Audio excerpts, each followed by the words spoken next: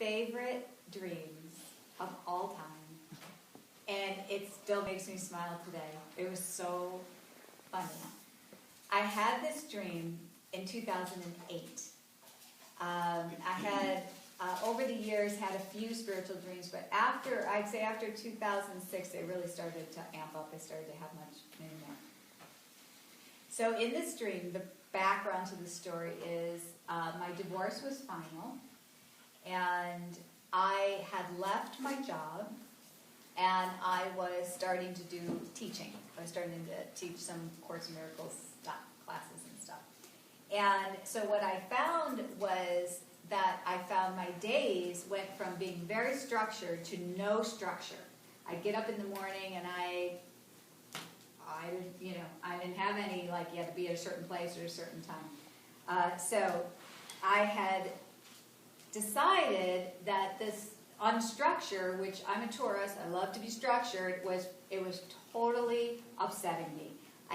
What am I supposed to do? Like, nobody's telling me where to go and what time I need to be there, and I just didn't know what to do with all this time that I had. And so I had written in my journal before I had this dream, I dedicate this year to releasing all that I'm holding on to. I come with open arms, with trust that you will bring everything to me that supports my spiritual goals. I will not accept anything that will delay me and will not keep my beliefs hidden. Right? So what this time in my life was causing me to do is to be very, very intense about, okay, I'm here, I'm in this part of my life, okay, help me, help me, help me. I didn't even ask for a dream, and I got a dream, because I had just written this intention in my journal, and I was like, oh, that's such a nice intention, good for you, right? So before I tell you the dream, I just want to remind us a little bit about what clothes mean when you dream. It's a pretty universal symbol. When we dream about clothes, it usually is telling us, it's showing us what we show to the outside world, who we are in the world, and also what we use to conceal or protect aspects of ourselves that we don't want to become aware of. So clothes are, again, either what we show to the outside world, who we are in the world, or what we're using to conceal or protect aspects of ourselves that we don't want to become aware of, or we don't want other people to become aware of. So in essence, it's a self-identity. It's a self-concept that we present to ourselves or to the world. So in this dream, I am in a public bathroom.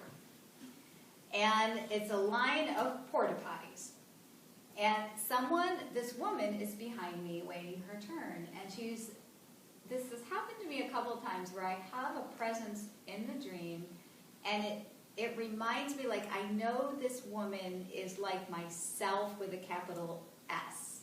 It's shown up a couple of times where it's sort of standing there watching and observing me. So this was early on, so I was still kind of seeing myself. It was a body and it was a personality, but she was wise, she's calm, she's quiet, and she just watches me and asks questions. So she generally shows up in my dream that way. So she's in line behind me. And I have my favorite outfit on of all time. I love this outfit. I got it at Van Taylor. I wear it all the time. I still wear it today. So I go to the bathroom, and it's a porta potty, so you have you can look right down. And I go to the bathroom, and I accidentally throw, actually I'm not wearing the outfit, I'm sorry, I have a bag of the outfit. So I throw the shorts, the shirt, and the shoes down into the toilet instead of the toilet paper.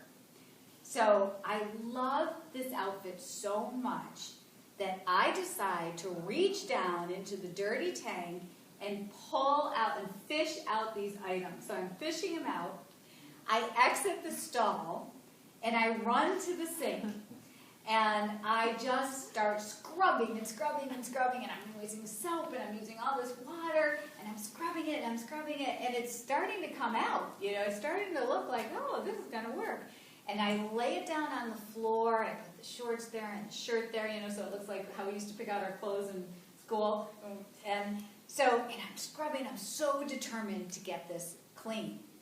so I could wear it again. So the woman is standing there watching me the whole time. And she finally says to me, you know, you're never going to get them clean enough. And even if you did, you will always know where they were, and so they won't mean the same to you. And I look at her, and I go, I don't care. And I start scrolling and scrolling and scrolling. And I walk up, and I'm like, what the heck? When I told this dream to my friend, it's like our favorite joking dream. It's so funny. I'm like, oh my gosh, you're not going to believe the dream I had last night. Now, I went into this dream, I'm all yours, right? I am all about the spiritual goals. I'm all about not hiding anything. I'm all about, looking at my beliefs and, yeah, let's do it, right? And then I have this dream like, yeah, I don't think you really are. I think you're really holding on to some things. And that's what I love about dreams, too. So in this dream, why I call it a spiritual dream is, yes, I was very aware of, in my thinking mind, I'm passionate about what I'm praying about, right? But in my unconscious mind, I'm not. I mean, I have a struggle here. But the woman who shows up in my dream, this is what makes it sort of a spiritual dream. So I see my struggle, but she's the self, like she's the wise one that's giving me advice and helping me to understand what I'm doing and how it's not going to work. You think it's going to work, but it's not going to work. And so I loved that. Now, toilet, again, it's another universal symbol in dreams. It always represents, 99.9% of the time, your unconscious. It always represents your unconscious mind. And what you're sort of, depending on the situation. So what I was realizing was my intentions when I wrote my journal was good.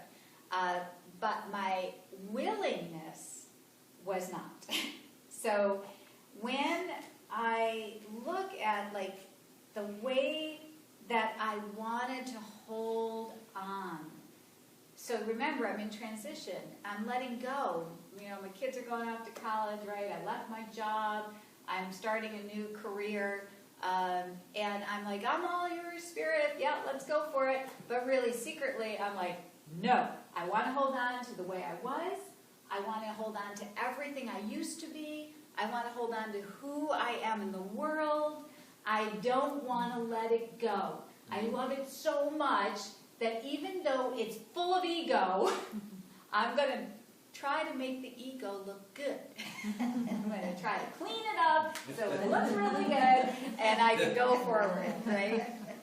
So it's like the old life, my special relationship, the way I was. I was so full of ego, which of course we are until we know better, that I was shown that you can try to recreate that if you want, but you can't go back. You'll always know you're in ego. You'll always know. It'll never be the same to you. It'll never come clean enough. You can never clean the ego.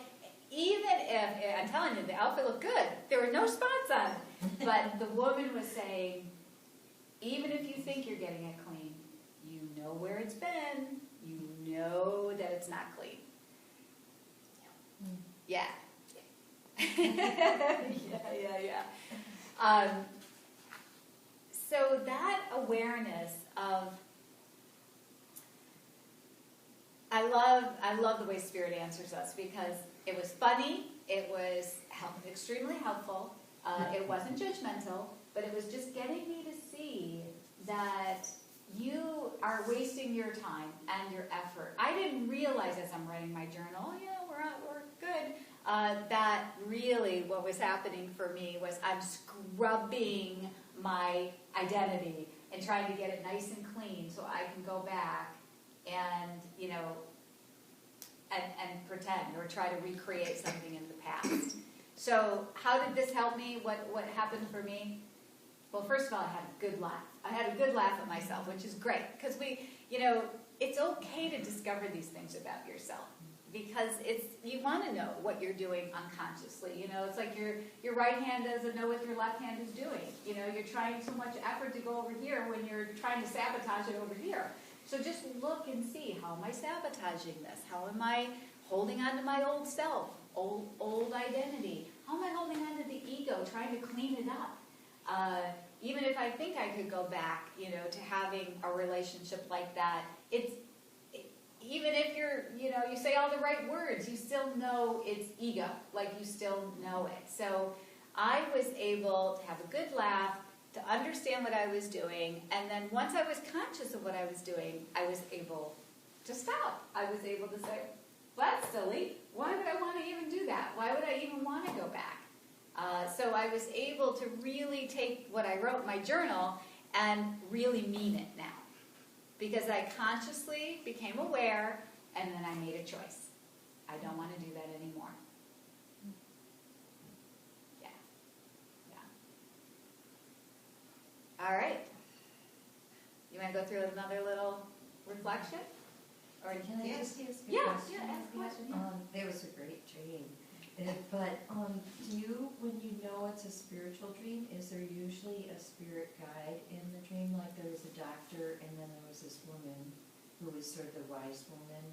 Is there usually a figure like that in the dream? There's not always a figure. Sometimes I just know things. You know, that's how spirit will show up, is you kind of know it, like telepathically. You just know, and you know like quickly. You don't know like intellectually. You just have a whole sense of something. So sometimes it can show up like that. And it seems like it's sort of the two different worlds. You know, the ego and the spiritual world. Yeah. You know, that is in conflict, or that brings it up. The reasons why. Yeah. And that's really a lot of what a spiritual dream will do. It'll kind of show you both sides of it, like what's really, you know, what you're doing unconsciously in the ego and what the spiritual direction is. Yeah. Sure. Good question, please. All right. Shall we do an inquiry? Mm-hmm. All right. Just close your eyes for a moment. So remembering what clothes represent in a dream, that what you show to the outside world, or who you are in the world, or what you're trying to protect, some aspect of yourself. What is your outfit that you are trying to keep? Is it a way of being in the world, a role you've always played? What outfit are you trying to keep?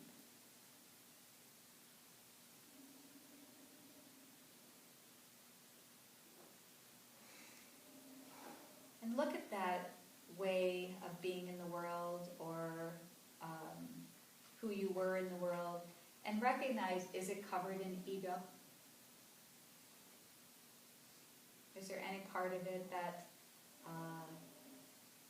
is not serving your best interest, and that it's the ego?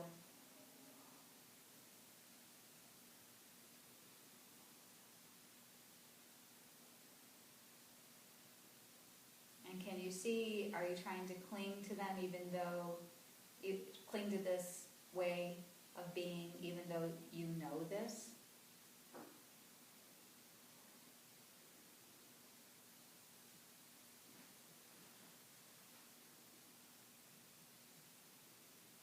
And can you now give your willingness to throw away the old ways and welcome in something new?